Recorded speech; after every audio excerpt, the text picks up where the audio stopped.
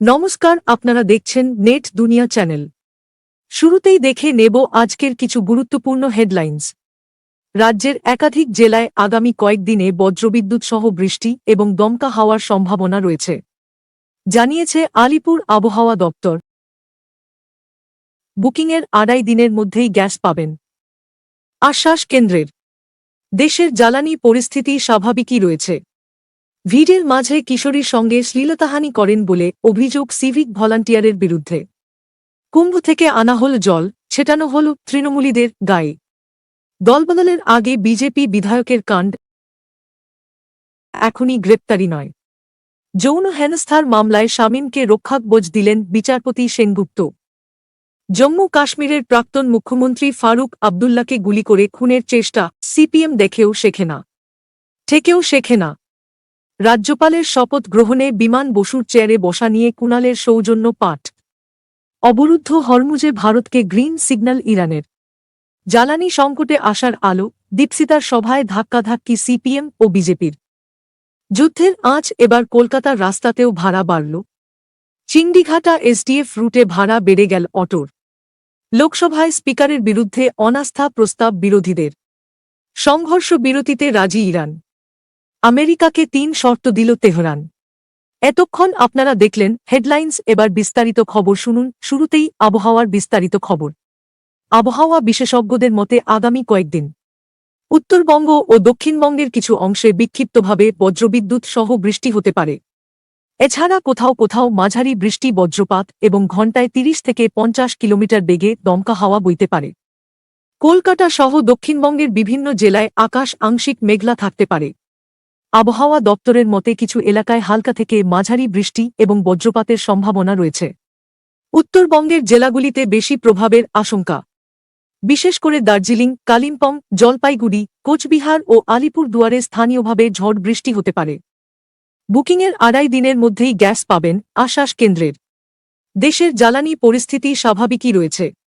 বুকিংয়ের 2.5 দিনের মধ্যেই মিলবে সিলিন্ডার, আশ্বাস দিল কেন্দ্র। অনেকেই আতঙ্কের জেরে আগেভাগে বুকিং করে নিচ্ছেন। সেই অগ্রিম বুকিংয়ের প্রয়োজন নেই বলেই দাবি জানিয়েছে কেন্দ্র। ইরানের সঙ্গে আমেরিকা ও ইসরায়েলের যুদ্ধে গৃহস্থের রান্নার গ্যাসের দাম 60 টাকা ও বাণিজ্যিক গ্যাসের দাম 115 টাকা বাড়ানো হয়েছে।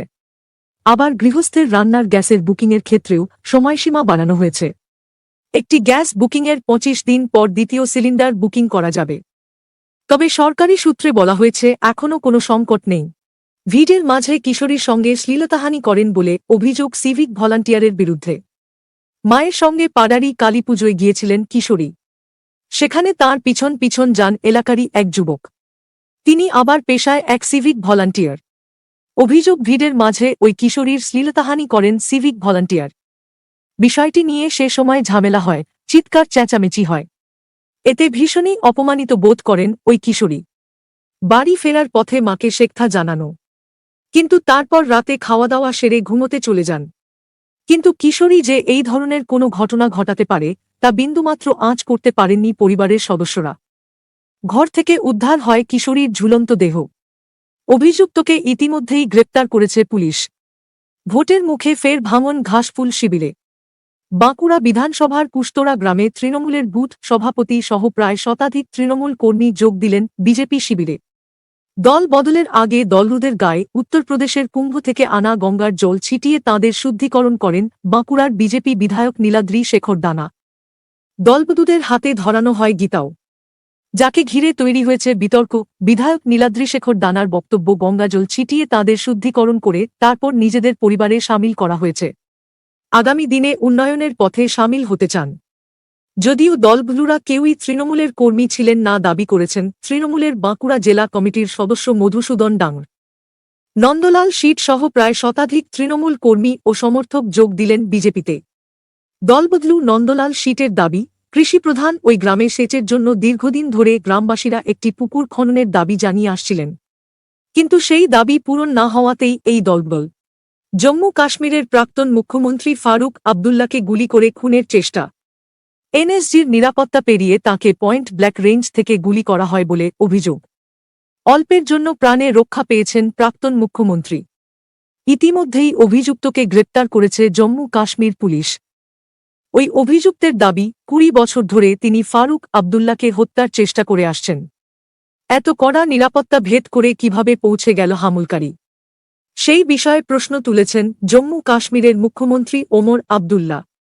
জম্মুর গ্রেটার কৈলাসে একটি বিয়ের অনুষ্ঠানে গিয়েছিলেন ফারুক আবদুল্লা। অনুষ্ঠানে উপস্থিত ছিলেন রাজ্যের উপমুখ্যমন্ত্রী সুরেন্দ্র চৌধুরীও। সেই সময় খুব কাছ থেকে তাকে লক্ষ্য করে গুলি করা হয় বলে অভিযোগ। নিরাপত্তার ঘেরাটোপ থেকে বিয়ে বাড়ি থেকে যখন বেরোচ্ছিলেন ফারুক আবদুল্লা, ঠিক সেই সময় পিছন দিক থেকে নিরাপত্তার ঘেরাটোপে ঢুকে পড়েন ওই অভিযুক্ত। ফারুক আবদুল্লাকে লক্ষ্য করে গুলি চালায়। এনএসজির কমান্ডোরা তাকে ধাক্কা দিয়ে সরিয়ে দেয়। নিরাপত্তারক্ষীদের তৎপরতায় অল্পের জন্য প্রাণে বাঁচেন প্রাক্তন মুখ্যমন্ত্রী। এখনই গ্রেপ্তারি নয়। যৌন হেনস্থার মামলায় শামীমকে রক্ষাকবচ দিলেন বিচারপতি সেনগুপ্ত। আইনজীবী ফিরদৌস শামীমের বিরুদ্ধে যৌন হেনস্থার অভিযোগ উঠেছিল। সহকর্মী এক জুনিয়র আইনজীবীকে যৌন হেনস্থার অভিযোগ উঠেছিল এই আইনজীবীর বিরুদ্ধে। এরপর হেয়ার স্ট্রিট থানায় অভিযোগ দায়ের হয়। যৌন হেনস্থার অভিযোগের সেই মামলায় এবার রক্ষাকবচ পেলেন ফিরদৌস। আগামী ৩১ মার্চ পর্যন্ত রক্ষাকবচ থাকবে, গ্রেপ্তার করা যাবে না ফিরদৌসকে তা সাফ জানিয়ে দেন বিচারপতি জয় সেনগুপ্তের। যৌন হেনস্থার অভিযোগ উঠতেই কলকাতা হাইকোর্টের দ্বারস্থ হয়েছিলেন ফিরদৌস। আগাম জামিনের আবেদন জানিয়েছিলেন তিনি। ফিরদৌসের আইনজীবী বিচারপতি জয় সেনগুপ্তর এজলাসে জানান, তাঁর মক্কেলের বিরুদ্ধে মিথ্যা অভিযোগ আনা হয়েছে। এরপর গ্রেপ্তার না করার নির্দেশ দেন বিচারপতি। নির্যাতিতা আইনজীবী অভিযোগ করেছিলেন, তিনি জুনিয়র হিসাবে শামীমের চেম্বারে যোগ দিয়েছিলেন। চেম্বারেই তাঁকে শ্লীলতাহানি ও যৌন হেনস্থা করা হয়েছে। অবরুদ্ধ হরমুজে ভারতকে গ্রিন সিগন্যাল ইরানের। জ্বালানি সংকটে আসার আলো, হরমুজ প্রণালীতে ছাড় ভারতকে। দুটি ভারতীয় জাহাজকে ইতিমধ্যেই সবুজ সংকেত দিয়েছে ইরান। ভারতের দুটি ট্যাঙ্কার পুষ্পক ও পরিমল ইতিমধ্যেই নির্বিঘ্নে হরমুজ পারাপার করেছে বলে খবর। ইরানের বিদেশমন্ত্রীর সঙ্গে এস জয়শঙ্করের কথা বলার পরই হরমুজে জাহাজ চলাচলে ছাড়পত্র পেয়েছে ভারত।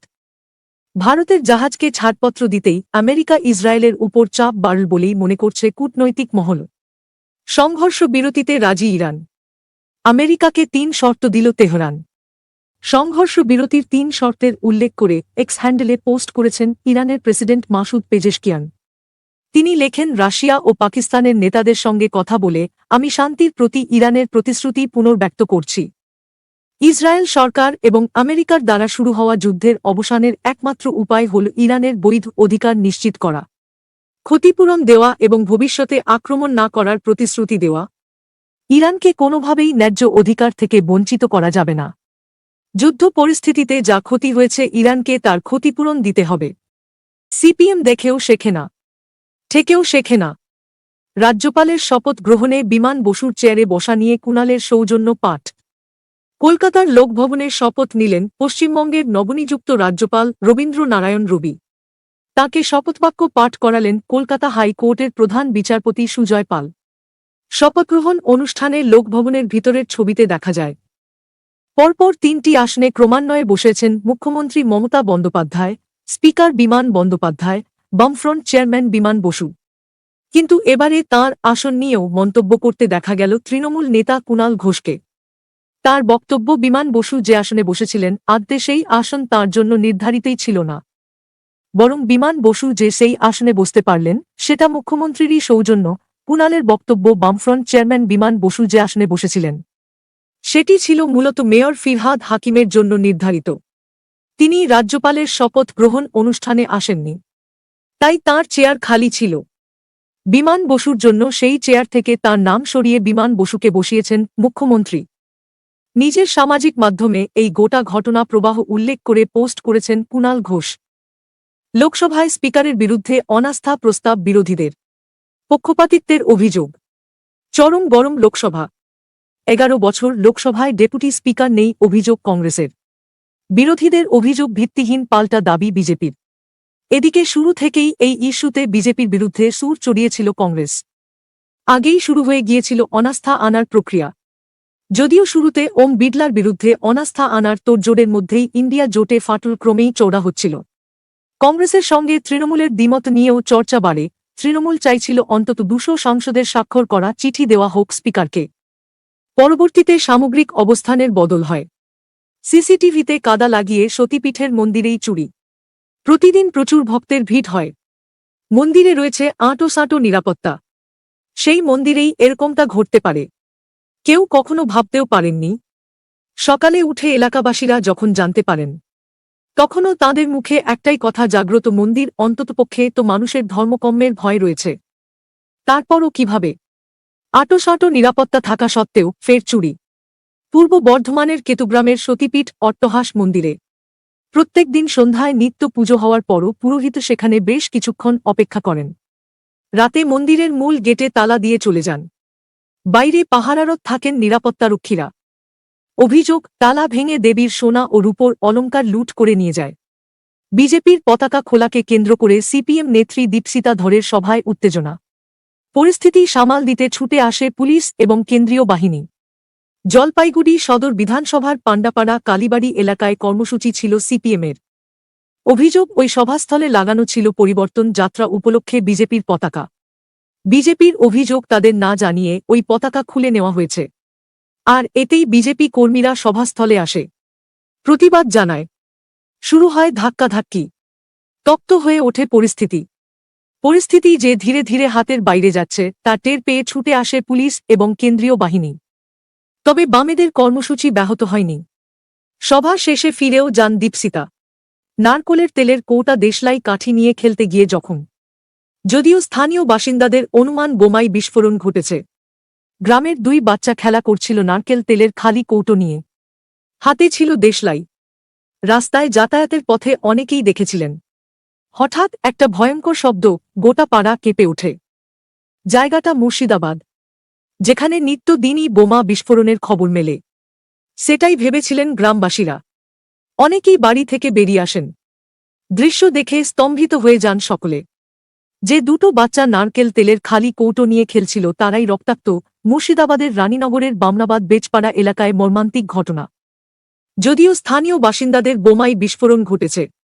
আহত 2 নাবালক বর্তমানে মুর্শিদাবাদ মেডিকেল কলেজ হাসপাতালে চিকিৎসাধীন। নন্দীগ্রামের এক বিজেপি নেতার মহিলাদের বিরুদ্ধে করা কুরুচিকর মন্তব্যের ভিডিও সোশ্যাল মিডিয়ায় পোস্ট টিএমসির।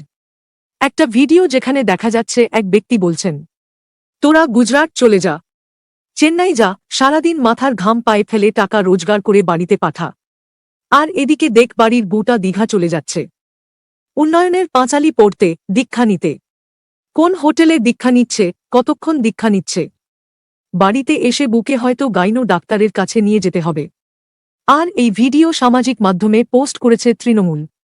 এবার এই নেতার বিরুদ্ধে অভিযোগ, পরিযায়ী শ্রমিক যাঁরা কাজের জন্য বাইরে গিয়েছেন তাদের স্ত্রীদের সম্ভ্রম নিয়ে প্রশ্ন তুলেছেন। যদিও সেই ভিডিওর সত্যতা যাচাই করিনি আমরা। বিজেপি নেতার বক্তব্য, আমি ভিডিওতে বলেছি পরিযায়ী শ্রমিকরা বাইরে পড়ে রয়েছেন। নিজের ও পরিবারের সুস্বাস্থ্যের জন্য ফিরে আসতে হবে। আমরা কুরুচিকর মন্তব্য করি না, কারণ আমরা বিজেপি করি, নারী শক্তিকে সম্মান দিই। কলকাতার একাধিক পাম্পে রাতারাতি অটোর এলপিজির দাম বেড়ে গিয়েছে। যুদ্ধের আঁচ এবার কলকাতার রাস্তাতেও ভাড়া বাড়ল। চিংড়িঘাটা এসডিএফ রুটে ভাড়া বেড়ে গেল অটোর। 1 লাফে লিটার প্রতি 5 টাকা করে বেড়েছে দাম, বেড়েছে জ্বালানির। গ্যাস ভরতে এসে চমকে যান অটো চালকরা। আগে যে দাম 57 টাকা ছিল তা এখন বেড়ে 62 টাকা ছাড়িয়ে গিয়েছে। সকাল থেকেই চিংড়িঘাটা এসডিএফ রুটে অটোর ভাড়া বেড়ে গিয়েছে। চিংড়িঘাটা থেকে এসডিএফ রুটে যাত্রী প্রতি ভাড়া ছিল 15 টাকা, হঠাৎ করেই 3 টাকা ভাড়া বাড়িয়ে দেওয়া হয়েছে। অটোচালকদের বক্তব্য, গ্যাসের দাম বেড়ে যাওয়ায় বাধ্য হয়েই ভাড়া বাড়াতে হয়েছে। তাদের দাবি, খরচ বাড়ার কারণে আগের ভাড়ায় গাড়ি চালানো সম্ভব হচ্ছিল না, তাই ভাড়া বাড়ানোর সিদ্ধান্ত নেওয়া হয়েছে।